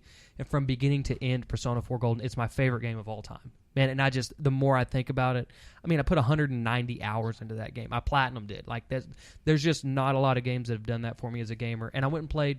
I went into it not knowing anything. Yeah. And I went into Persona. It's always great when you can do that, especially in the internet age we live in. Right. And that's why it's scary for me in my job, because, I've had people all the time spoil things for me. That's why I have this almost complex. I'm like, dude, I have to go get this game and I have to beat it, because if I don't, somebody's going to spoil it. Yeah. And so I did the same thing with Persona 3. As soon as I beat 4, I was like, man, I beat a playthrough or 2, and I was like, I want to try 3. And I actually had owned Persona 3 and 4 for years on PS2 and just didn't realize it, because they were, used to be worth pretty decent money until they got re-released so many times on the PSN for so cheap. So I plugged in Persona 3 FES on PS2, and same thing from that beginning opening video, which is so good. Man, I was hooked. And I didn't like 3 as much as far as gameplay-wise, but as far as, like, tone and everything, and this is the last thing I say, I promise. I could have an entire podcast. I could have Persona Cast. Yeah, sorry. No, you're fine. But I love where that series has taken me as a person, and where it's taken itself, because you have like Persona 3, its central theme is blue, and it's kind of got this like hip hop, but this real dark undertone, and it's real chill. It's a very it's really chill, very somber. Yeah, exactly. And then you have 4, where it's like its main color that it draws from is yellow. Like that's its color palette is yellow, and it's like a happy J-pop album, and it's like just the 2 title screens. I feel like compare the 2 games perfectly. Yeah, just they do. That slow, light, beautiful piano of Persona 3 with that reverb on it, and just it just shows how like cold and like quiet and well, peaceful. And just the fact that you can tell that like from day one they're like, here's the tone for this game, here's our style for this game, and then they show off the Persona 5 trailer, and it's like it's red. It's like, man, I'm so excited. And again, I don't want to know anything about that. That's like, I'm so excited for that game, and yet when they're like, here's the trailer, I've seen that one trailer, and that's probably the only thing I'll see about that game until it comes out, just because I want to go in it blindfolded. I'm pretty sure that's all anybody's seen on it. Yeah, I did the and that is true. That's all they've shown. But the more stuff that comes out, I'm not going to watch it. I went into Catherine the same way, and I loved that game. And I think Catherine is the reason why I like Persona so much, is those games are so close in style. It's the same team. And that really kind of opened the way to like, hey, look, here's this style of games out of Japan. And it caught me, and I was hooked. My most anticipated actually both hit in March, or 2 of my, I guess if we're doing 3. We'll start off with Final Fantasy Type 0, the PSP game that I'm excited for, a PSP game in 2015. And honestly, and this is not to discredit Type 0 at all, when I get that game, the first thing I'm doing is not playing Type 0. The first thing I'm doing is playing the Final Fantasy 15 demo that comes in it. That's the first thing I'm doing. Right. Because, kind of a segue, if 15 were to come out this year, that would be, obviously Final Fantasy 15 would be one of my $60 demo. That that would be one of mine. Are you buying Ground Zeroes again, or what? But Type 0, that's been kind of wanted for a while in the Final Fantasy community. It's been on PSP forever. There was a translation for the PSP version that was started but never finished. And while a lot of people kind of feel kind of burned that it's not coming to Vita, which makes the most sense if you think of a PSP game being remade or ported. Right. The HD transition seems to have gone well, and as long as they fix the camera and keep that good, I think the game will be great. It's one of those things like Persona. I know nothing about the game. I just know that Type 0 is supposed to be a lot more mature, which I feel like Final Fantasy seriously needs. Granted, they were older RPGs, and for their time they were great, but there is a ton of melodrama in Final Fantasy and in JRPGs in general. But that same month, going off Type 0, is Bloodborne. And I think this is going to be the first, like, 9 or above PS4 exclusive. Yeah. I think this is going to be the first one that it's like people are like, wow. This is a system seller. Yeah. Last of Us Remastered. Well, but it's a completely fresh, like a completely PS4 exclusive. Yeah. Where you cannot play this game anywhere but a PS4, You have to buy a PS4 console to experience this in any way, shape, or form. Yeah. I love Demon's Souls. I love Dark Souls. I think those are some of the most pure video games of modern gaming. I think they have the most pure form of satisfaction and gameplay just of any game of the last generation. And Dark Souls 2 kind of deviated a little bit. It had a different director. It just didn't have the same feeling. And Bloodborne has this awesome Victorian Gothic setting. It's super dark. It's a little bit faster for people who didn't like the slow pacing of the older games. I like them. Or I like that pacing a lot. I think it's very... fitting. It's very just... It fits the style of that game really well. But Bloodborne, it looks amazing, for one. And the gameplay looks awesome. I'm so excited for that game. I think it's going to be... Like I said, I think it's going to be the first really, really good PS4 game. And then going on to my third one, honestly, it was going to be, Uncharted 4. I'm pretty pumped about. But I will say, fingers crossed, and this isn't going to happen, but Kingdom Hearts 3. Nope. That's not coming this year. Hey, according to Goofy, right? I saw that. That's why his name's Goofy. Right. I believe Goofy. Goofy confirmed that 2015 is the year of Kingdom Hearts 3. Gores. So yeah, that's clearly not coming this year. But according to Goofy, it is. And if it is, it's on my list. If it does come out this year, I will just pee on everything I own. That game has been a long time coming, and I have not experienced anything in gaming like when that game was announced. Yeah. I lost my shit. Yeah. I completely lost it. I had a meltdown. It was one of those things where I had put it in the back of my mind, like, Square is just, they have fallen so much, they don't get it. They don't get a lot of things. I just told myself that game was never happening. Yep. And so when that reveal came at, what was it, E3? It was this past E3. Was it this past E3? Totally was. Wow. Yeah, because it showed Sora, like, riding on the wave of, like, the Heartless. Well, it was. I feel like it was the one before this. Are you sure? Because they announced it for next gen, and they were like, "Yeah." I feel like it wasn't just the last one. But it may have been. I can't remember. I'll look. Okay. Go ahead. Keep. But when they announced it, they had the theme, right? And then they showed like a montage. It was like Kingdom Hearts 1. I had cold chills the whole time, dude. Well, they went like Kingdom Hearts 1. Kingdom Hearts 2. Yada yada yada. And I'm like, okay, so this is a commercial at E3 for 2.5. And then it showed, Dream Drop Distance. And like, E3 2013. So yes, you're right. It was not this past one, the year before. It showed Dream Drop Distance in the montage. I'm like, that's not in 2.5.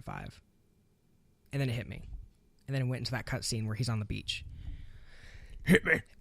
And I lost it.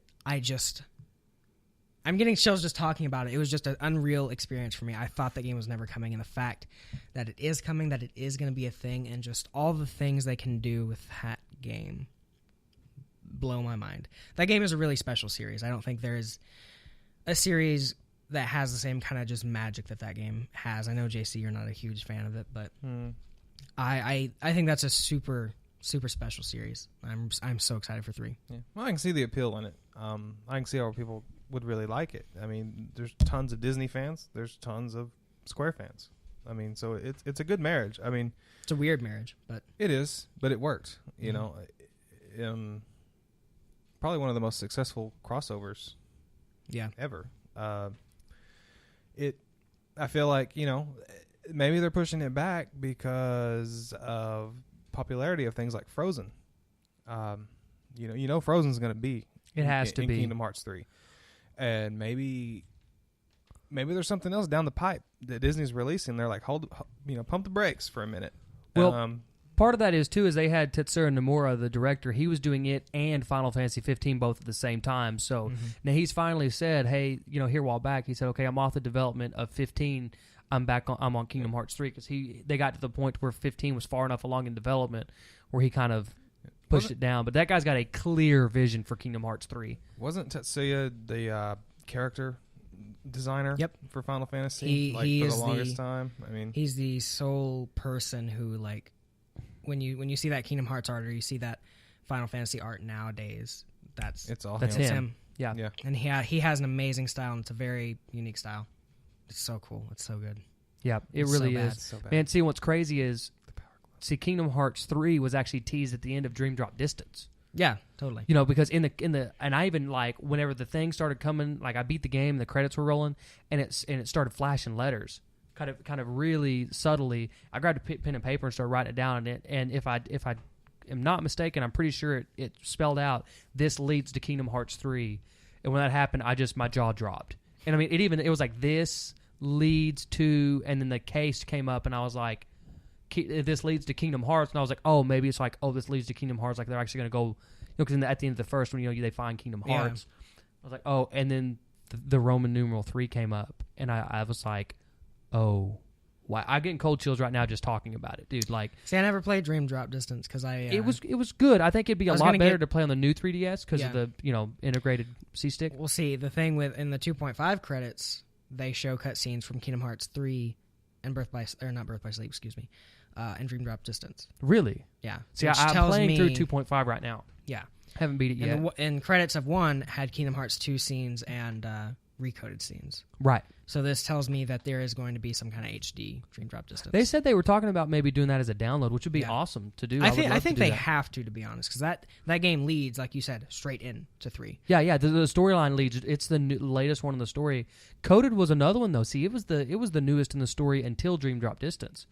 And I really enjoyed Coded. I thought that was a great game. I haven't played Coded yet either. It's cool because each world is a completely different style. Like the Olympus Coliseum is like a turn-based RPG. Alice in Wonderland is like a side-scroller. And the leveling up is really cool. It's like this big like computer motherboard almost, and like you can take and move chips around. Whatever chips are activated, that's like your excuse me. That's like your boost, your whatever it is that you get, your gains for that level. Super awesome stuff. So yeah, Kingdom Hearts. Yeah. Hella good. 2017. We'll get it whenever my firstborn son graduates college. I don't know what you guys are talking about because Goofy knows all. Goofy's my boy. You say so, man. So JC. Yes, sir. Hit me with your 3 most anticipated upcoming games. I'm gonna play this a little stricter. And I just realized, not to interrupt you, we've been solely PS4. I for some reason was thinking that, I guess this list is, unless yours deviates, is technically our most anticipated upcoming PS4 titles. Well, quick shout out to Zelda Wii U. Yeah, that's what came to mind for me. That's one I should have mentioned. Yeah, name drop some other things. I mean, name drop my just real quick, my preferred platform is the PlayStation. Yeah, the PlayStation 4. That's my most. I feel like this next year is Sony's year. Yeah, I'm not trying to say anything bad about the other two. I just, that's what I'm focused on. For me, something that everyone needs to know about me is that I don't have the resources, just like a lot of you, for everything. So I got to pick and choose. Now, that doesn't mean I'm a fanboy. Like, I don't think Xboxes are crap or Wii U's are crap. I love the Wii U. We come over, we play Smash and stuff. I have a blast. It's awesome. It's just your preferred platform. Well, you get what you feel like is the most bang for your buck. Right. Which console is going to have the most games that are going to fit me for my budget. Right. And I try to look at everything fairly. And so, but going into my most anticipated games of 2015, some of my big ones, they're multi-platform, so you can consider it an Xbox title if you will. If I had an Xbox One, I'd play it on both. Hell, whatever, But let's see. Like I said, I'm gonna go strict with my list. I'm picking games that actually have release dates. The little TBA asterisk at the end of games, it doesn't give me confidence, which is fine. Yeah. I can wait, I can wait for Persona 5. I'm excited for it.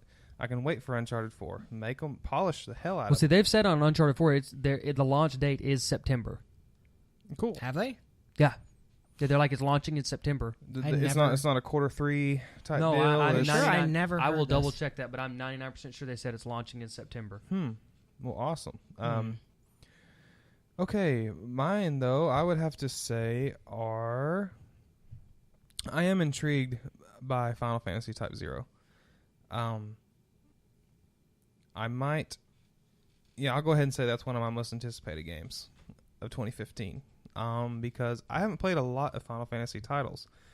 I love 10, I love 13, and I've played a little bit of 7, 8, and 9. But that's it. So, I mean, I'm not hardcore. I didn't play the back in the day games that were back real. In my day. Those were real Final Fantasy games. So Type 0, I'm looking forward to it. It's not going to hurt my feelings, though, if I don't like it. But I am looking forward to it. Number 2 would be... Type 0 comes out March 24th. So there's that. Number 2 is a new IP, Evolve. Evolve looks interesting to me. That comes out fairly soon, right? February. Yeah, in like a couple weeks, actually. It looks like a... excuse me. I like to play... I'm a social gamer, too, which is weird for me to pick something like Final Fantasy, but my favorite way to play games is with people. Evolve looks perfect for that. And the developer behind it, they have an awesome pedigree for games of that style. Again, I've said before, I'm not a huge fan of first-person shooters. I don't consume every first-person shooter that comes out. But this one looks unique enough, just like Borderlands did, that I'm willing to give it a shot, and I am excited for it. I haven't looked a whole lot into it. Again, I'm kind of like Kyle in that respect, where I don't want a whole lot of it spoiled. I mean, I pretty much know I've seen all the character classes, I've seen all the hunter classes, the monster classes, that have been announced. Yeah, and they've been trying to show a lot of that just because it's so different from what we're used to. Yeah, that they're really trying to show people, hey, look, here's how this plays. You know, this is how you'll play it with your friends. Yeah, and they've done a lot of testing on that game. I have researched that because they want it to be as close to 50-50, yes, as it possibly can be. They've done a open beta. Yeah, they had an open beta here. Closed alpha for that game, and that was on Xbox One, which every game should have. Yeah, these days they really should. It's showing. Well, Destiny did, and it came out perfectly fine, didn't it? That was one of the few games that did. It was surprisingly unbroken, even though it was trash, but it was surprisingly unbroken. Yeah, that game played great. Gameplay wise. Yeah, it did. Evolve, though, it seems like they're really trying with it. I'm just excited for it. Hopefully, my little group of bandits will take a liking to it too, and it'll be something that I can finally put Last of Us Remastered down for. Yeah, I feel like that game is going to be one that it really depends directly on if your friends play it. I feel like that game will, like Borderlands, I feel like it will suck by itself. Yeah. Oh, yeah, for sure. Unless you just play the monster, then you just wreck people online. Yeah. My number one favorite, or my number one most anticipated game, hands down, Mortal Kombat X. I'm a huge, huge Mortal Kombat fan. Excuse me. The game looks sick. It does. It looks sick in a good way and a bad way, which is awesome. I'm a huge fan of that franchise. I've been gaming for probably about 24 years, 25 years, something like that. And Mortal Kombat was I played Mario. I dabbled in some Mario 3 and stuff as a young pup. As a young lad. Yes. But Mortal Kombat was the first franchise that I wanted to know more about it. Like, I wanted to know about the lore of the game, if you will, and stuff. I actually going really off tangent here, but I made a role-playing Dungeons and Dragons style game by myself for Mortal Kombat for all of us to play, like on tabletop. Are you serious? Yes. Wow. The biggest thing that we did in that game was I can't remember who it was. One of my friends had their character, might have been Sub-Zero, I don't know, was fighting Motaro out in the fields, and Motaro ripped a tree out of the ground and beat him to death. Wow. That's fantastic. But yeah, I was so enamored with Mortal Kombat when it first came out, and then I remember, foaming for Mortal Kombat 2 and foaming for Mortal Kombat 3. And now you're foaming for Mortal Kombat X. I am. I love how they're just taking the brutality to the next level too, and I love how with Injustice they tone that back. And dude, the gameplay enhancements just for Mortal Kombat 9 quotes compared to Injustice, like Injustice plays so much better, and it's like, man, Mortal Kombat X is going to be like that compared to Injustice. It looks much like Injustice. Like when you watch gameplay, which makes me excited because me personally, I've never, nothing against Mortal Kombat. I've never been too into them. I played one on the 64. It was actually one of the first times I've ever played a violent game, and just been just completely turned off. I was a kid, right? I was super young, and a kid at school let me borrow, I think, Sub-Zero on N64 or something like that. Oh, MK Mythologies? Mythologies? Maybe. I know I played it, and I killed someone, and at the end, their head fell on a spike, and I was just like, oh, God. Oh, this is bad. This is... I did. I felt like, oh, God, I shouldn't play this. I just felt this deep, Is my mom watching? Mommy. Jimmy, please. But... yeah, I'm particularly excited because it looks like Injustice, and I did like Injustice a lot. Yeah, the most I've played of any Mortal Kombat game was Injustice. Yeah. In all honesty, I mean, I had 2 and I had 3. I think I got them used for a decent enough deal. And then I really played a lot of Deception on PS2 and Deadly Alliance, and I liked both of those quite a bit. And I liked Deception because of the extra game modes. You had an actual story mode that you could do, and then it had the puzzle one, and then Armageddon had the kart racer. But even then, outside, I've still put more time into Injustice and all those put together. Injustice was just a great, and I don't even think it was the DC packaging. I just think that the way that game played was very enjoyable. Yeah. Yeah, the Mortal Kombat games, their actual fighting mechanics, for as huge as a fan as I am, they didn't actually come into their own till Ultimate Mortal Kombat 3. That's when things, I feel like, really started to kind of take off a little bit for that series. At first, it's kind of like South Park, where at first it's just because it's so gory and it looked real, with the digitized sprites and everything like that. That's what the draw was. You had high punch, low kick, and high kick. I mean, that was it. And then the fatality. It's just like real life. You're just punching each other so you can rip someone's head off at the end. That's essentially what Mortal Kombat was in the beginning. Yeah. But yeah, especially with the latest release of Mortal Kombat 9, I think, and with Injustice improving on them mechanically, Mortal Kombat X is going to be great. So that was it for our most anticipated 2015 PS4 titles with, a shout out to Zelda there. Trying to think, another quick shout out for just me personally, because I'm kind of the only one at this table who gives a damn about the series, just because I'm the only one who've played it. Xenoblade Chronicles X. It looks good, man. It looks so good. Really pretty. Super awesome, especially for a Wii U game. That game looks just great. Mm-hmm. But real quick, let's end the show here with, what have you guys been playing? Go ahead, JC. Sorry. I play a lot of Last of Us Remastered online. Of course. I got Binding of Isaac Rebirth. Really, really fun game. Eben McMillan, he knows how to make a game. They're great. Super Meat Boy was one of the shining moments on Xbox 360 for me. Yeah. I know it's on Steam as well and everything. Yeah, but as far as you totally console see exclusives, yeah. It was. Yeah, and I'm a console player, so it's... Yeah, I played Super Meat Boy mostly on PC, but, I mean, it was one of those arcade titles for sure. More than anything else. Yeah, really, really fun game. Binding of Isaac, Last of Us. That's really it for right now. A little slow for me right now. Right. I mean, it's January. Yeah. I've been playing, about to finish Persona 3 Portable. Congratulations. Yeah. That's more of a grind than women in a nightclub. It is. I mean, it's great, but God, that game is so much of a grind. I just got done with Danganronpa 1 not too long ago. Dang it, Rappa. Danganronpa. Going on to 2 now, and then once So I'm good. done with Persona 3 Portable and 2, finally get to that Persona 4 Golden. Playing Smash, of course, on PS4. Probably start First Light soon. Ooh, yeah. Since we got that on PS Plus. It was actually last month that we got it. Yeah. Or this month, technically. And that's about it for me.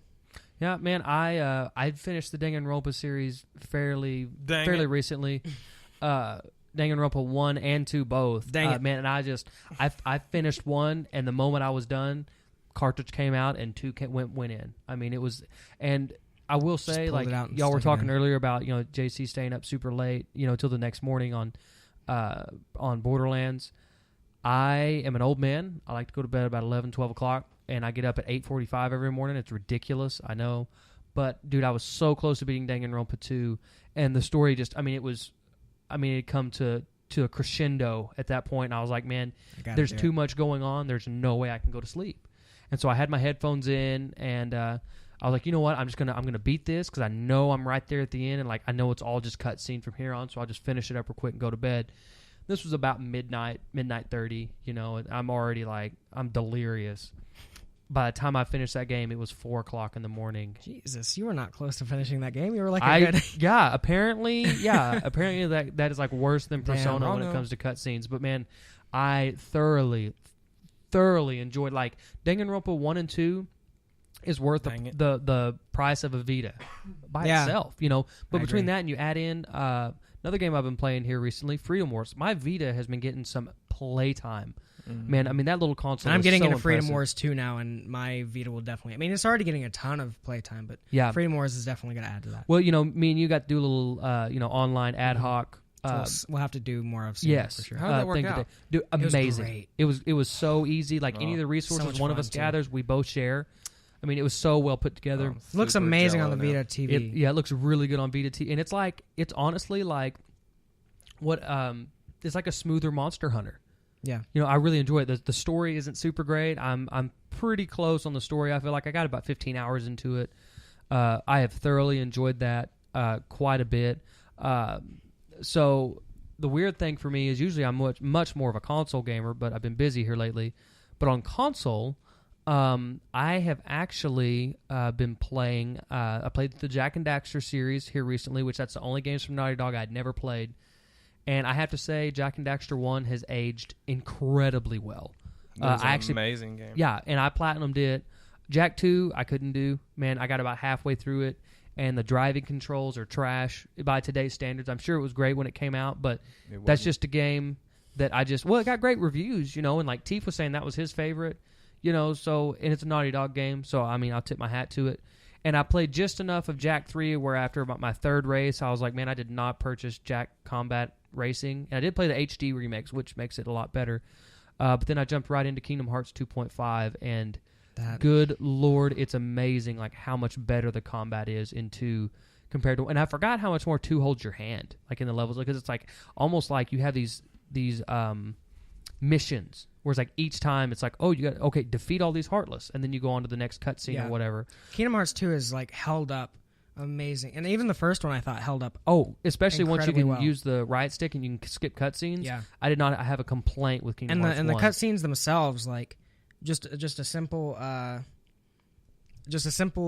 upscaling of it made it look so much better. Like those cutscenes where.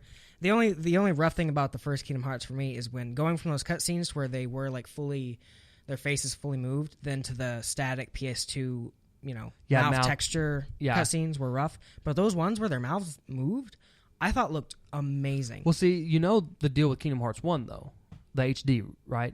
They lost a ton of data. Yeah, so they had to redo a lot of that. And they, like, the characters' models, Sora's especially, were from Dream Drop Distance. Yeah. And Sora's character model in 1.5 and 2.5 both look insanely good. Yeah. Like, it's ridiculous how good that character model looks. Like, with the mouth texture, like the mouth eye texture thing, I know that was a PS2.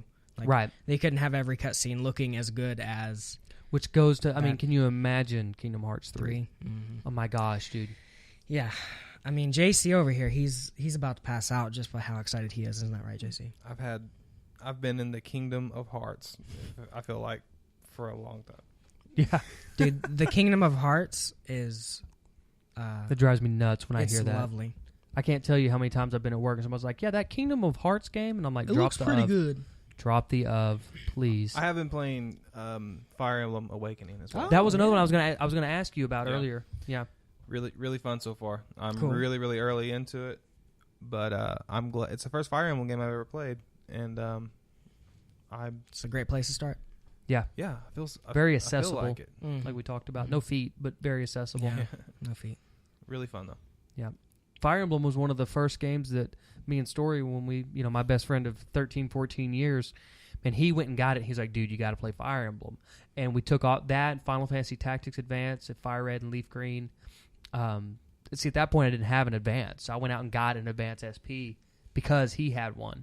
And we wanted to play a lot of the link up and play those games together. And man, I remember playing Fire Emblem and being like, man, this is great. It is. Yeah, the first Fire Emblem especially, I think, is really special. Yeah. I think it's Fire awesome. Emblem and Tactics Advance are like the reason why I love strategy RPGs. They're great. That era, man, it's just a soft spot in my heart. Can't speak. In your Kingdom of Hearts. Kingdom of Hearts. Quiet down, fish. Well, folks, that's been episode 2 of Super Turbocast. If you enjoyed the show, be sure to like and follow us on Instagram, or not Instagram, excuse me. We don't have an Instagram yet. Not yet. We will. We'll post nudes later. Like and follow us on SoundCloud and Twitter. Yeah, we're going to have nudes of us on the Super Turbo. Like I said, that's at Super Turbocast, so you can like and follow us on SoundCloud and Twitter. You can follow us personally, me, at Verge of Cerberus on Tumblr, Twitter, Instagram, and nothing else.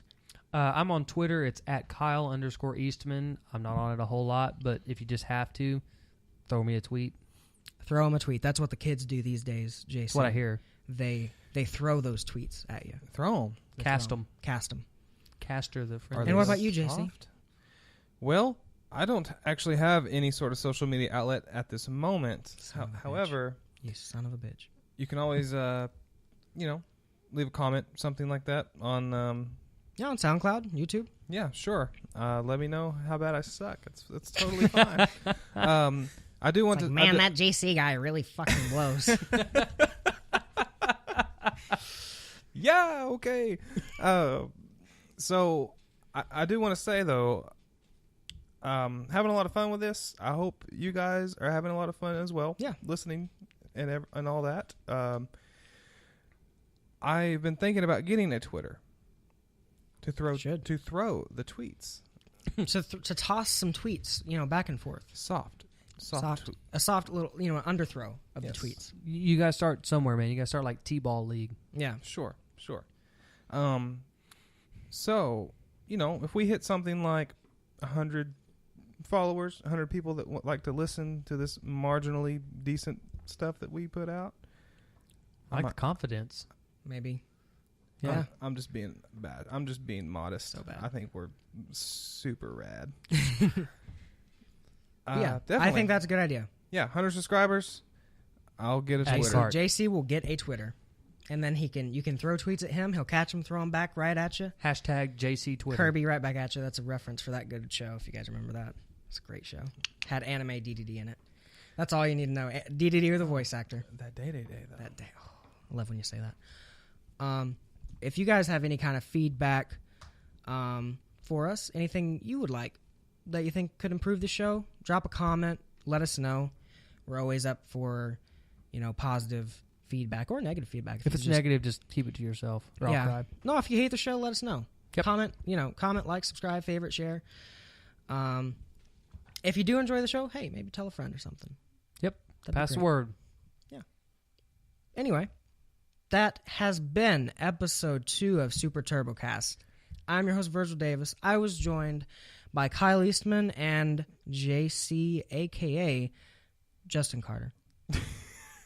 I hope you guys have a good night. I was expecting something really awesome. Were you? Nope, just plain old Justin. Well, you know what? Some people call JC over here the new metal messiah. God damn it. That's what I like to call him anyway. New metal messiah. The new metal messiah. You guys have a good night. Shut it off. Thanks for listening. Later.